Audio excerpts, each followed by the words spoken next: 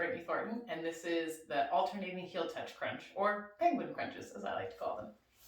This is one of the few crunch variations that I actually really like.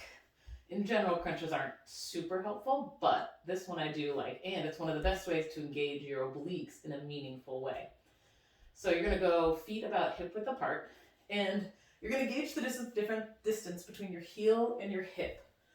The further away you are, the harder it becomes, but there is a point where you can't reach your heels anymore, so it doesn't really matter. Because the movement looks like this. You crunch up, get your shoulder blades all the way off the ground, and then you're going to alternate touching each heel. So obviously if you have your heels further away from you, it's a lot harder, but at some point you can't actually even reach it, so it becomes a moot point. But if I have them really close to my hips, it's just a tiny little movement. So kind of find where you have to actually get some bending through your torso, back and forth. That's going to get those obliques a lot better.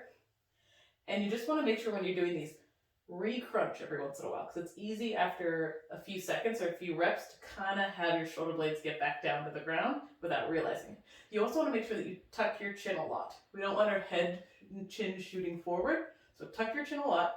Think about curling up from the top like a cinnamon roll, and then touching back and forth. Making sure to breathe through your nose.